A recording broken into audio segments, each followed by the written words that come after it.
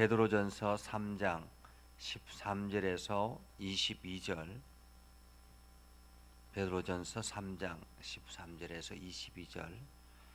오늘도 김강식 장로님이 온라인상으로 함께 기도하고 아멘으로 대답해 주셨습니다.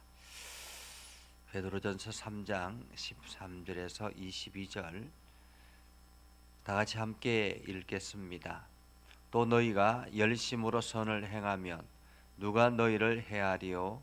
그러나 의를 위하여 고난을 받으면 복이 있는 자니 그들이 두려워하는 것을 두려워하지 말며 근심하지 말고 너희 마음에 그리스도를 주로 삼아 거룩하게 하고 너희 속에 있는 소망에 관한 이유를 묻는 자에게는 대답할 것을 항상 준비하되 온유와 두려움으로 하고 선한 양심을 가지라. 이는 그리스도 안에 있는 너희의 선행을 욕하는 자들로 그 비방하는 일에 부끄러움을 당하게 하려 함이라. 선을 행함으로 고난 받는 것이 하나님의 뜻일진데 악을 행함으로 고난 받는 것보다 나으니라. 그리스도께서도 단번에 죄를 위하여 죽으사 의인으로서 불의한 자를 대신하셨으니 이는 우리를 하나님 앞으로 인도하려 하심이라. 육체로는 죽임을 당하시고 영으로는 살리심을 받으셨으니 그가 또한 영으로 가서 옥에 있는 영들에게 선포하시니라. 그들은 전에 노아의 날 방주를 준비할 동안 하나님이 오래 참고 기다리실 때에 복종하지 아니하던 자들이라. 방주에서 물로 말미암아 구원을 얻은 자가 몇 명뿐이니 겨우 8명이라. 물은 예수 그리스도께서 부활하심으로 말미암아 이제 너희를 구원하는 편이 곧 세례라. 이는 육체의 더러운 것을 제하여 버림이 아니요 하나님을 향한 선한 양심의 강군이라. 그는 하늘에 오르사 하나님 우편에 계시니 천사들과 권세들과 능력들이 그에게 복종하느니라. 아멘. 오늘도 하나님의 은혜가 여러분에게 가득하기를 바랍니다. 여러분이 하는 일들이 하나님의 은혜와 손길 안에서 온전히 형통의 복을 누리기를 주님의 이름으로 축복합니다. 장로님 모시는데 안 미끄러웠어요? 예, 이제 막 이게 내리기 시작해서 이게 그러게요. 임계점이라는 것이 있습니다. 임계점이라는 것은 한계점을 의미하죠. 한계점. 그래서 액체가 기체로 바뀌는 그러한 한계점이 있고 또한 액체가 고체로 바뀌는 그러한 한계점이 있습니다. 그래서 이러한 한계점을 넘을 때마다 뭔가 새로운 변화가 일어나게 되죠. 운동선수는 이 임계점이라는 것을 극복할 때 비로소 운동의 능력과 운동의 탄력이 붙는다라고 이야기를 하죠. 그래서 열심히 그냥 이렇게 조깅이나 열심히 운동을 하지만은 나는 살이 빠지지 않아, 나는 뭔가 이루어지지 않아라고 하는 것은 그 운동의 임계점을 넘지 않았기 때문에 그렇다라는 것입니다. 그래서 우리가 이렇게 달리다 보면 극도로 힘들 때가 있습니다. 이게 극도로 힘들 때가 임계점이라고 하죠. 그리고 그 극도로 힘든 것을 지나가야만이 비로소 운동의 효과가 나타난다라는 것입니다. 그래서 그 이후에 하는 운동이 진짜 우리 몸을 살을 태우기도 하고 그러면서 근육을 만들기도 하고 그러한 임계점이 있습니다. 우리의 삶에도 마찬가지죠. 신앙생활의 삶에도 끊임없는 임계점이 있습니다. 우리 이 나라가 고난의 연속의 삶을 살아왔던 역사를 가지고 있습니다. 그래서 이러한 고난의 연속을 경험했기 때문에 우리나라는 웬간한 고난도 쉽게 극복할 수 있습니다. 그래서 넘어졌다가도 금방 일어나고 넘어졌다고도 일어나는 이유가 이러한 고난을 극복한 경험이 있기 때문에, 그래서 그 임계점을 넘었기 때문에 우리는 이것을 다음을 대처할 수 있는 능력, 에너지가 생긴다라는 것입니다. 신앙생활에도 마찬가지입니다. 신앙생활에도 임계점이 있습니다. 우리가 평상시 그냥 행복하게 즐겁게 살아갑니다. 그러다가 여러 가지 많은 고난이 우리에게 찾아오기도 하죠. 왜냐하면 우리는 끊임없이 어둠의 세력과 전투를 하는 그러한 이 땅에 살아가고 있습니다. 영적인 전투를 하고 있죠. 악한 세력이 끊임없이 우리를 넘어뜨리려고 하고 우리를 하나님의 백성으로 살지 못하도록 하기 때문에 그렇습니다. 이러한 영적인 전투를 하고 있기 때문에 우리가 편안하게만 살려고 생각한다면 그냥 이게 이렇게도 살다가 저렇게도 살다가 그러면서 적당하게 살아갈 수 있습니다. 그러한 사람들은 신앙의 임계점을 통과하지 못한 사람들이라고 말할 수 있죠. 그러나 신앙의 임계점을 통과한 사람은 고난을 극복하고 그 가운데서 하나님의 은혜를 경험하는 사람들입니다.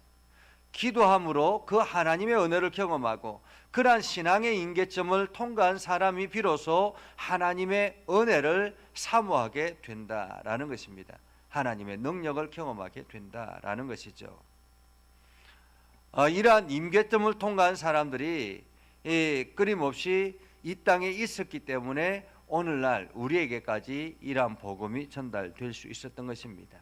임계점을 통과한, 신앙의 임계점을 통과한 사람들, 그 사람들이 비로소 온전한 신앙인이라 그렇게 말할 수 있습니다. 자, 그러면 임계점을 오늘 베드로 사도는 어떻게 이야기하느냐라는 것입니다. 임계점을 통과해야 된다라는 이야기를 오늘 베드로 사도는 하고자 하는데요. 13절에 보면 이렇게 말합니다. 너희가 열심으로 선을 행하면, 여기서 열심이라는 말은 열정, 헌신 이런 말이거든요. 열정으로 선을 행하면 이라고 말합니다. 여기서 베드로 사도가 이야기하는 선은 무엇일까요? 베드로 사도가 이야기하는 선은 무엇일까? 그냥 반드시 착한 일 이런 개념은 아닙니다. 도덕적으로 바른 길 이런 길은 아닙니다. 우리가 정의라는 것이 있습니다. 정의라는 것은 무엇일까요? 정의라는 것은 바른 길을 걸어가는 것입니다. 올바른 길을 걸어가는 것이죠. 이 정의는 바른 길을 걸어가는 것인데, 이 바른 길이라는 것이 무엇인가라는 것입니다. 바른 길을 걸어간다라는 것은 무엇일까? 그것은 자기가 가는 길을 분명하게 설명할 수 있는 것을 말합니다. 오늘 열심으로 선을 행하면 이라고 말하는 것은, 이 선이라는 것은 하나님 나라를 향해서 걸어가는 것을 말합니다. 열심으로 하나님 나라를 향해서 걸어가는 사람들, 그러한 사람들을 누가 너희를 해하리요? 왜 그렇습니까? 하나님의 보호하심 아래 있기 때문에 그렇습니다.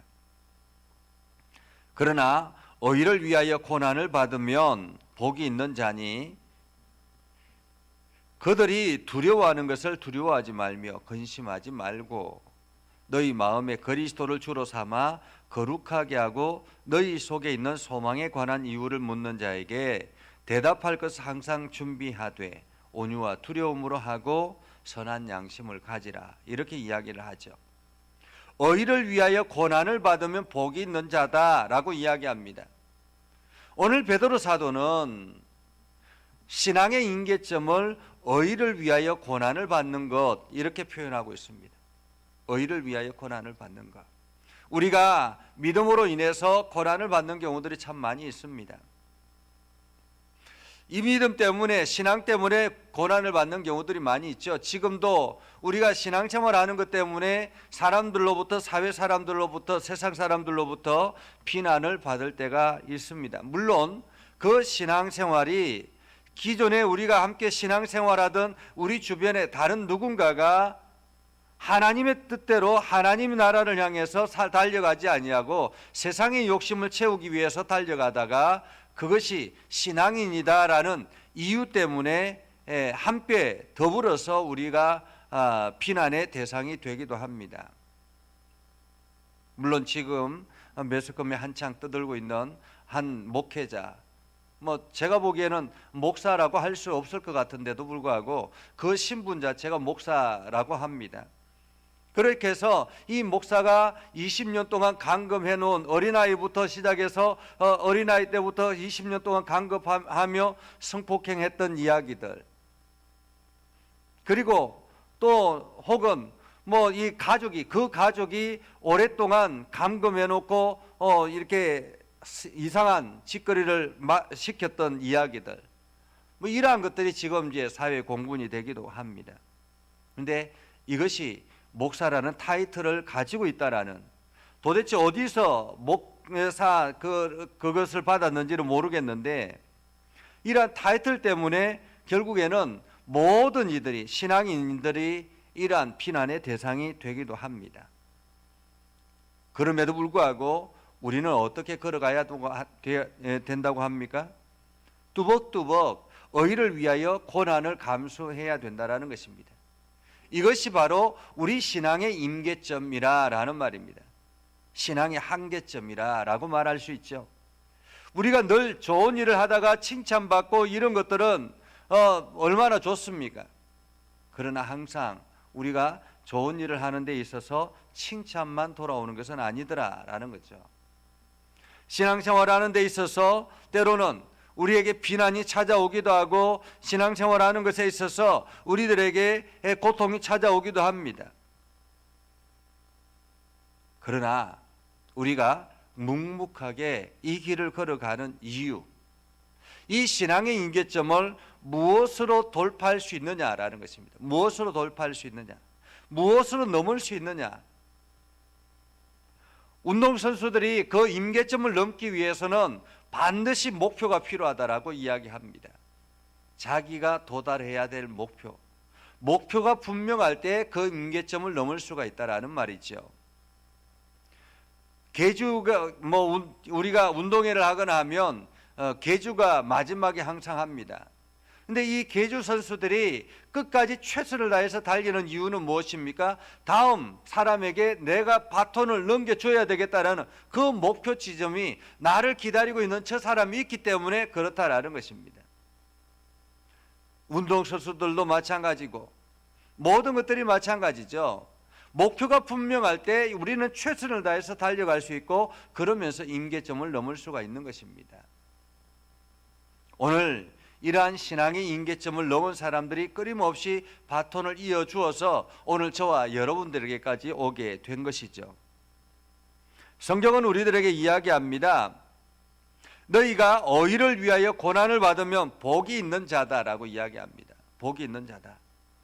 의를 위하여, 믿음으로 인해서 고난을 받는 것, 이것은 복이 있는 것이다라는 거죠. 두려워하거나 근심하지 말라라고 이야기를 합니다.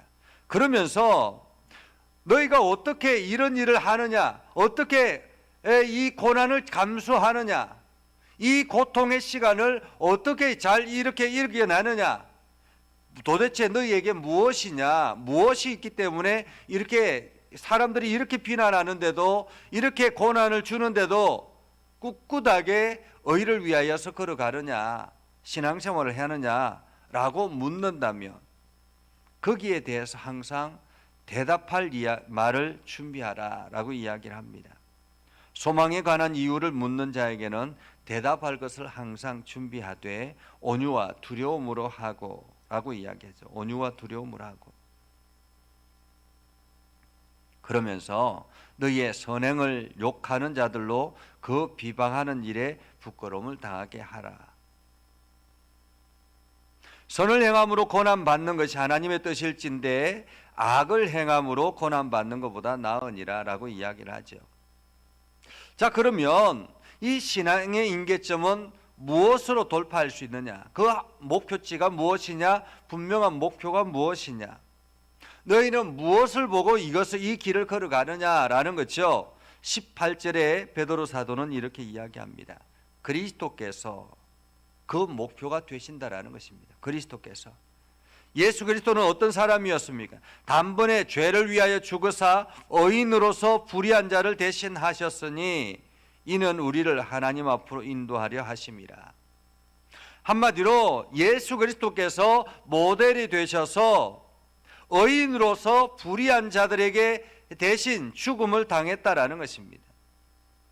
불의한 자를 대신하여서 죽음을 당했다.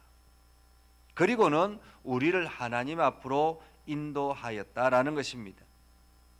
그래서 예수 그리스도는 육체로는 죽임을 당하시고 영으로는 다시 살리심을 받아서 그 영으로 가서 옥에 있는 영들에게 선포하게 하셨다라는 거죠. 그러면서 신앙의 임계점을 통과하는 사람, 그것은 또한 예수 그리스도 이전의 노아의 시대 때를 오늘 베드로 사도는 이야기를 합니다. 그들은 전에 노아의 날 방주를 준비할 동안에 하나님이 오래 참고 기다리실 때에 복종하지 아니하던 자들이라 방주에서 물로 말미암아 구원을 얻은 자가 몇 명이냐? 겨우 8명밖이다 라는 거죠. 하나님께서 심판을 예고하셨지만은 그 심판을 듣고 하나님께로 돌아온 자는, 끝까지 기다린 자는, 수많은 조롱 속에서 견뎌낸 자는 8명, 겨우 8명밖에 없었다라는 것입니다. 한마디로 임계점을 통과한 사람이 8명밖에 되지 못했다라는 거죠. 오늘 우리들에게도 마찬가지입니다. 그래서 오늘도 너희들도 예수 그리스도를 바라보고 예수 그리스도께서 하나님 나라를 향해서 길을 열어놓은 것처럼 너희도 그 길을 걸어가기 위해서 이 신앙의 임계점을 통과하라. 그 임계점은 뭐냐?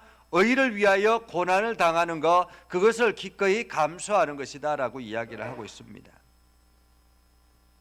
그러면서 예수 그리스도께서는 우리들에게 부활의 소망을 주시기 위해서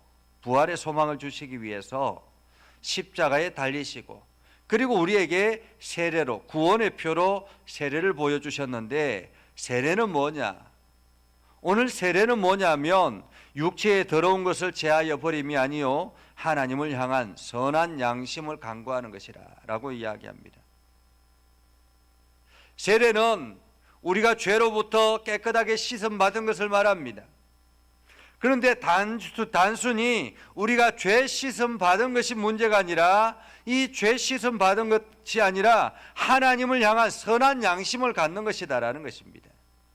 우리가 임계점을 통과했다라는 것은 바로 우리가 죄 가운데 머물러 있는 사람이 아니라 하나님을 향한 선한 양심을 가진 사람들이라는 거죠. 그렇기 때문에 우리는 이 신앙의 임계점을 통과할 수 있게 됐다라는 것입니다. 그리고는 하나님 우편에 계시니 그분께서 천사들과 권세들과 능력들이 그에게 복종하게 되었다. 그래서 오늘도 우리는 어떻게 해야 합니까?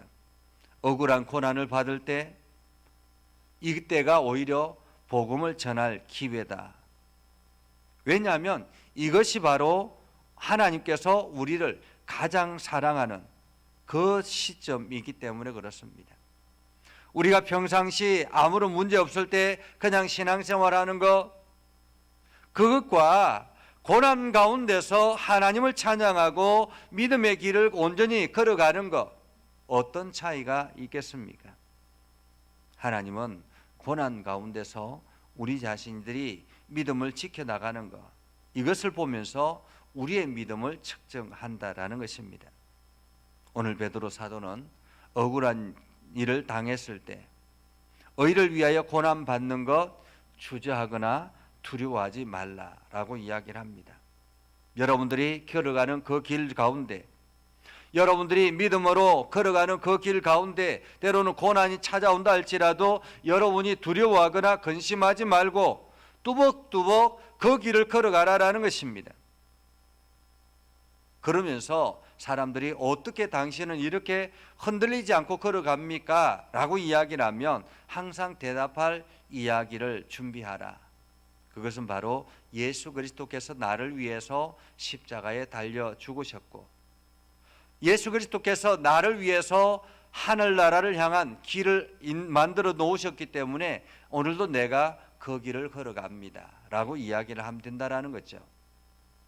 그러면서 세상 사람들 앞에 믿음으로서 걸어가는 사람들, 신앙인으로서 세상 사람들 앞에 부끄러움 당하지 않는 그러한 길을 걸어가는 것, 이것이 바로 오늘 임계점을 통과한 사람들의 삶의 모습이다라는 것을 기억하면서 여러분들이 믿음의 길을 굳건하게 걸어갈 수 있기를 주님의 이름으로 축복합니다. 기도하겠습니다. 살아계신 아버지 하나님, 오늘도 우리가 하나님의 말씀을 듣고 믿음의 길을 걸어갑니다. 때로는 신앙생활하는 데 있어서 고난이 찾아올 때마다 두려움이 우리를 억누를 때가 있습니다. 때로는 우리가 신앙생활하면서 잘 살고 싶은데 내가 신앙의 길을 걸어가는데도 불구하고 의도치 않은 고난이 우리를 찾아올 때도 있습니다. 그러나 우리가 주저하지 않고 뚜벅뚜벅 앞을 향해서 걸어갈 수 있는 것은 예수 그리스도께서 우리 앞서 그 길을 걸어가셨기 때문임을 우리가 기억하고 오늘도 주저하지 아니하고 두려워하지 아니하고 근심하지 아니하고 이 길을 걸어가게 하여 주옵소서. 아버지 하나님, 이 임계점을 통과한 사람이 노아의 날에는 8명밖에 되지 않았다고 합니다.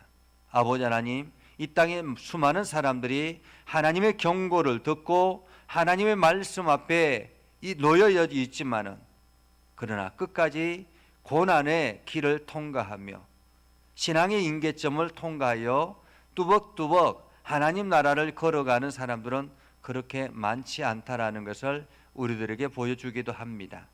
우리가 그 사람 중에 한 사람이 되기를 소망하며 오늘도 하나님의 말씀의 은혜 안에 머물게 하여 주옵소서. 우리가 기도하는 모든 이들을 복되게 하시고 우리가 함께 신앙생활하는 모든 이들을 아름답게 하셔서 우리가 날마다 하나님을 영화롭게 하는 일에 힘을 다하게 하옵소서. 하나님, 오늘도 하나님의 전에서 그리고 각자 처소에서 하나님 앞에 기도할 때마다 응답하여 주시고 하나님의 사랑이 그들 가운데 가득하게 하옵소서. 육체적인 질병으로 고통당하는 이들이 있습니다. 하나님 어루만져 주시고 강하게 하셔서 그 길을 그 고난을 잘 통과하게 하여 주시옵소서. 아버지 하나님, 오늘도 말씀으로 새 힘을 허락하여 주시옵기를 원하오며 예수님의 이름으로 기도드리옵나이다. 아멘. 이제는 우리 구주 예수 그리스도의 은혜와 하나님 아버지 극진하신 사랑과 성령님의 감화 감동 역사 위로 교통하심의 은혜가 주의 말씀 안에 있는 모든 믿음의 백성들 위에 하는 모든 일들 위에 영원토록 함께하옵시기를 간절히 축원하옵나이다. 아멘.